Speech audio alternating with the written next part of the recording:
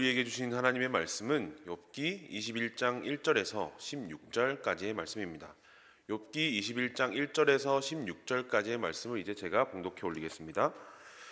욥이 대답하여 이르되 너희는 내 말을 자세히 들으라. 이것이 너희의 위로가 될 것이니라. 나를 용납하여 말하게 하라. 내가 말한 후에 너희가 조롱할지니라. 나의 원망이 사람을 향하여 하는 것이냐? 내 마음이 어찌 조급하지 아니하겠느냐? 너희가 나를 보면 놀라리라. 손으로 입을 가리리라. 내가 기억하기만 하여도 불안하고 두려움이 내 몸을 잡는구나. 어찌하여 악인이 생존하고 장수하며 세력이 강하냐? 그들의 후손이 앞에서 그들과 함께 굳게 서고 자손이 그들의 목전에서 그러하구나. 그들의 집이 평안하여 두려움이 없고 하나님의 매가 그들 위에 임하지 아니하며 그들의 수소 새끼를 베고 그들의 수소는 새끼를 베고 그들의 암소는 낙태하는 일이 없이 새끼를 낳는구나. 그들은 아이들을 양떼같이 내보내고 그들의 자녀들은 춤추는구나. 그들은 소고와 수금으로 노래하고 피리 불어 즐기며 그들의 날을 행복하게 지내다가 잠깐 사이에 수월에 내려가느니라. 그러할지라도 그들은 하나님께 말하기를 우리를 떠나소서 우리가 주의 도리 알기를 바라지 아니하나이다. 전능자가 누구이기에 우리가 섬기며 우리가 그에게 기도한들 무슨 소용이 있으랴 하는구나. 그러나 그들의 행복이 그들의 손안에 있지 아니하니 악인의 계획은 나에게서 멀구나. 아멘. 우리가 살아가는 인생에 있어 중요한 요소들은 여러 가지가 있습니다. 부모님, 자식, 배우자, 또 사람이 아니더라도 돈, 또 중요하겠고 옷, 집 등등 사람이 살아가는데 필요한 것은 정말로 많습니다. 이것은 사람이 홀로 살아갈 수 없음을 역으로 보여주고 있습니다. 오늘 본문을 살펴봤을 때는 참 친구라는 것이 중요하다라는 생각이 드는 구절입니다. 물론 욥기 전반을 살펴봐도 그렇겠는데요. 오늘 본문 또한 욥의 반응을 보아서 지난 본문에 해서 말했던 친구들 중 소발의 한 발언에 대한 답변이 오늘 또한 욥의 입을 통해 나옴으로써 오늘 본문이 전개가 됩니다. 오늘 본문의 구조는 이렇습니다. 오늘 본문의 구조는 크게 두 부분으로 나누어 볼 수 있습니다. 1절에서 6절은 친구들을 향한 요청으로 볼 수 있는데 쉽게 말해 이제는 그만 말하고 내 말을 좀 들으라 라는 것입니다. 친구들이 말하는 어떤 지혜의 말을 그치고 이제는 자신의 말을 들어보라 라는 뜻입니다. 그래서 7절에서 16절 부분에서는 그 친구들이 말하는 인과응보적인 지혜와 실제적인 삶이 다름을 논증하며 자신의 주장을 하고 있는 욥으로 오늘 본문이 맞춰지게 됩니다. 욥기는 실제 어떤 욥이라는 인물이 있었다라고 보는 것이 일반적이고 또 전통적인 견해이지만 실제 성경에서 욥이라는 당대의 최고의 신앙인이 성경 전체를 통틀어 봤을 때 얼마 인용되지 않고 하는 것을 보고 어떤 학자들은 이것은 어떤 구전 전승 곧 지혜에 관한 전승 그런 구전을 욥이라는 사람과 그의 친구들의 이름을 빌려서 후대에 전하고자 했다라는 입장에서 지혜 문서로 우리 욥기를 보기도 하고 또 하나님에 대한 아름답고 웅장하고 또 압도적인 묘사와 여러 운율들을 발견해낸 학자들은 이 욥기를 묵시문학이라고 보기도 합니다. 결론적으로 욥이 실제로 했던 말들로 볼 수 있는 반면에 이것은 그것이 그렇든지 아니든지 간에 우리가 알아야 하는 어떤 지혜에 대한 설명을 하고 있는 것으로 우리가 깨달아 알 수 있는 것입니다. 그렇다면 그 지혜는 무엇인지 오늘 본문을 통해 살펴보며 알아봤으면 좋겠습니다. 1절에서 6절 말씀입니다. 욥이 대답하여 이르되 너희는 내 말을 자세히 들으라. 이것이 너희의 위로가 될 것이니라. 나를 용납하여 말하게 하라. 내가 말한 후에 너희가 조롱할지니라. 나의 원망이 사람을 향하여 하는 것이냐? 내 마음이 어찌 조급하지 아니하겠느냐?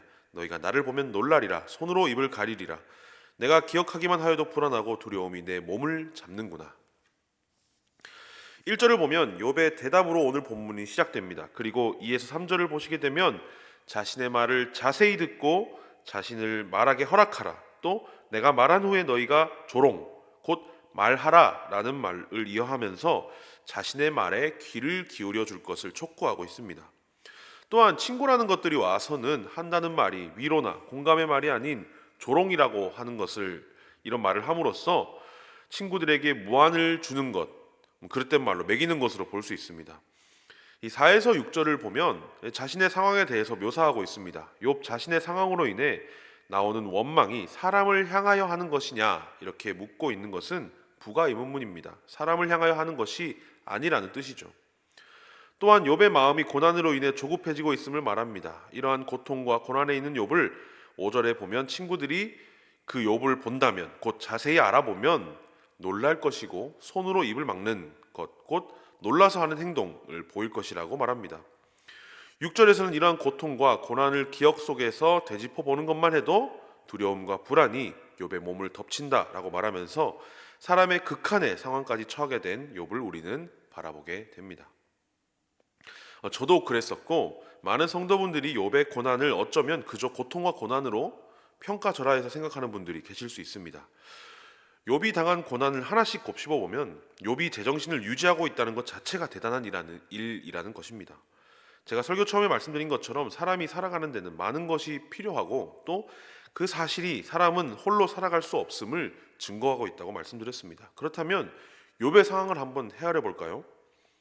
그에게 있어야 할 물질과 재산들이 다 사라졌습니다. 집도 없고 가축도 없고 남은 것이 그에게는 하나도 없습니다. 욥의 자식 또한 다 죽었습니다. 자식을 잃은 슬픔은 제가 감히 헤아려 볼 수 없겠지만 그 슬픔은 이루 말할 수 없을 것입니다. 그리고 가장 사랑하고 믿었던 배우자마저 그와 그의 하나님을 욕하며 떠나갔습니다. 배우자라는 사람이 그를 욕하고 또 자신의 남편이 신뢰하고 따르던 신, 곧 하나님을 욕하고 떠나갔다는 것은 그저 배우자의 부재로만 생각할 것이 아니라 가장 믿었던 사람으로부터의 배신과 욥 자신에 대한 의심을 불러일으킬 수 있는 일입니다. 누구든 그러지 않겠습니까? 자신이 믿고 있던 사람이 그렇게 욕을 하며 떠나가면 하나님에 대한 의심을 하지 않을까 하는 사람이 있겠냐는 말씀입니다. 또한 욥은 자신의 건강마저 잃어버렸습니다. 그러니까 이 모든 것들을 종합해 보면 욥에게 남은 것은 욥 자신과 하나님밖에 남지 않은 상황입니다. 이러한 극한의 상황에 있는 욥이 미치거나 자살하지 않은 것만 해도 대단한 것인데 이렇게 욥 자신에게 지식과 자신의 지혜를 뽐내러 온 이 친구들이 한다는 소리가 이런 소리이니 친구 또한 욥은 잃은 것이다 라고 볼 수 있겠습니다. 그럼에도 불구하고 욥은 이 세상이 어떻게 돌아가는 것인지, 왜 인과응보적으로 돌아가지 않는 것인지 차분하게 친구들에게 설명해주고 있습니다. 7절에서 16절입니다. 어찌하여 악인이 생존하고 장수하며 세력이 강하냐? 그들의 후손이 앞에서 그들과 함께 굳게 서고 자손이 그들의 목전에서 그러하구나. 그들의 집이 평안하여 두려움이 없고 하나님의 매가 그들 위에 임하지 아니하며 그들의 수소는 새끼를 베고 그들의 암소는 낙태하는 일이 없이 새끼를 낳는구나. 그들은 아이들을 양떼같이 내보내고 그들의 자녀들은 춤추는구나. 그들은 소고와 수금으로 노래하고 피리 불어 즐기며 그들의 날을 행복하게 지내다가 잠깐 사이에 스월에 내려가느니라. 그러할지라도 그들은 하나님께 말하기를 우리를 떠나소서 우리가 주의 도리 알기를 바라지 아니하나이다. 전능자가 누구이기에 우리가 섬기며 우리가 그에게 기도한들 무슨 소용이 있으랴 하는구나. 그러나 그들의 행복이 그들의 손 안에 있지 아니하니 악인의 계획은 나에게서 멀구나. 7절에서 15절은 어렵지 않습니다. 인과응보적인 지혜를 정면으로 도전하며 받아치고 있는 것입니다. 악인의 장수와 강대함, 심지어 그들의 후손까지 굳게 서며 평안하고 또 부강하게 살아가는 모습을 묘사하고 있습니다.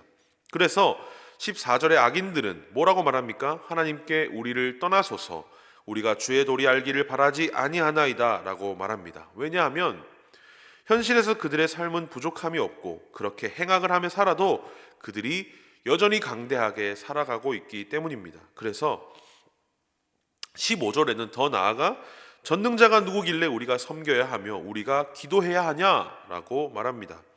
그게 무슨 소용이냐면 말입니다. 하나님 없어도 잘 사는 사람이 분명히 있는데 그렇기에 그들은 하나님을 섬기며 기도하는 일이 전혀 필요하다고 느끼지 못하는 것입니다.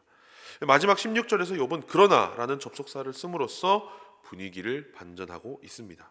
16절의 직역은 이렇습니다. 보라, 그들의 번영, 복은 그들의 손에 있지 않다. 악인들의 도모가 나로부터 멀어지기를 이라는 말입니다. 그렇게 살고 있는 악인들의 번영과 복이 그들의 손에 있지 않다라고 말을 하고 있는 것입니다. 이 말은 그들이 생각하는 진정한 행복과 또 복은 그들의 번영이나 부강함이 아니라는 것입니다. 짧은 인생이 우리는 전부가 아님을 주님을 믿으시는 우리 모두는 다 알고 있습니다. 영원이라는 하나님과 함께하는 삶에 점과 같이 작은 우리의 삶이 전부라고 믿고 거기에 있는 행복이 진정한 행복이라고 생각하는 것은 어리석은 일입니다. 그렇지만 이 작은 삶이 전부라고 믿고 하나님을 의심하며 믿지 않고 하나님은 필요 없으니 그로부터 멀어지려고 하는 그 도모함으로부터 욥이 멀어지기를 바란다는 것입니다. 앞서 말한 욥이 자신의 삶을 놓기를 원하는 그러한 마음과 완전히 떨어져 있다. 오늘 본문은 그렇게 볼 수 없지만 짧은 인생에 있어서의 복과 고난은 사실 큰 문제가 아님을 말하고 있으며 죽은 후에 있을 하늘나라를 바라보는 것으로도 볼 수가 있겠습니다. 이러한 본문의 말씀에서 얻을 수 있는 지혜의 말씀은 무엇이겠습니까? 우리의 짧은 인생이 전부가 아님을 말하고 있습니다. 현세의 행복과 고난은 있다가도 없고 없다가도 있는 것입니다. 이러한 것들에 일희일비하며 하나님과의 관계가 멀어졌다 또 가까워졌다 하는 것은 성숙한 그리스도인으로서 부끄러운 일 아니겠습니까? 행복이 있다 하여 가까워지기도 하고 또한 그 행복에 취해 하나님과 오히려 더 멀어지는 모습, 고난이 있다 하여 하나님과 멀어지기도 하는 모습, 그러나 그 고난을 통해 다시 하나님과 가까워지는 모습이 사실은 우리의 인생 아니겠습니까? 그러나 그 모든 상황 가운데서 흔들리지 않고 욥과 같이 하나님을 바라보는 모습이 바람직한 또 성숙한 그리스도인의 모습이 아니겠습니까? 악인들은 현재 자신의 잘됨이 자신 때문이라고 믿기 때문에 혹은 하나님 아닌 다른 어떤 것이라고 믿고 있기 때문에 하나님을 섬기며 기도하는 것이 무용지물이라고 생각합니다. 그렇지만 하나님 외에 그 어떤 것도 영원하지 않습니다. 결국 그들이 바라고 가지고 있는 것들이 사라질 때에 그들은 결국 인생의 허망함을 느낄 것이고 그 가운데 쓸쓸히 자신의 인생을 마무리하며 결국에는 하나님을 현생에서 찾지 않은 그 죗값을 영원히 치르게 될 것입니다. 사랑하는 여러분, 그러기에 우리는 지혜 있는 자들입니다. 살아가는 우리의 현재 인생에서 하나님을 찾고 의지하는 우리는 지혜 있는 사람들입니다. 그러나 오늘 본문의 욥은 우리에게 도전합니다. 인생의 여러 다른 복과 고난 속에서도 흔들리지 않고 하나님만 바라보기를 말입니다. 우리도 한번 그렇게 살아봅시다. 우리의 흔들리지 않고 굳건한 믿음과 신앙으로 우리 주변의 사람들과 교회와 세상을 그리고 최종적으로 하나님을 기쁘시게 하며 살아갈 수 있는 우리 모두 될 수 있기를 주님의 이름으로 축복합니다. 기도하겠습니다. 은혜로우신 하나님, 우리를 이 새벽에 불러주시니 감사드립니다. 다시 갑자기 추워진 날씨에 우리의 몸과 건강을 주님께서 지켜주시기를 원합니다. 연약한 종들을 기억해 주시고 주님께 나오는 손길들을 기억하여 주시옵소서. 욥을 통해 우리가 알게 된 여러 지혜들이 있습니다. 특별히 고난 가운데 있는 욥과 강대한 악인들을 보며 불공평하다고 느끼는 것이 아니라 욥도 결국 하나님께 복을 받고 악인들은 그들의 행한 대로 심판을 받을 것임을 기억하며 우리의 믿음과 신앙이 굳건히 하나님 안에서 자라가며 지켜나갈 수 있도록 우리를 붙들어 주시옵소서. 감사드리며 예수님의 이름으로 기도합니다. 아멘.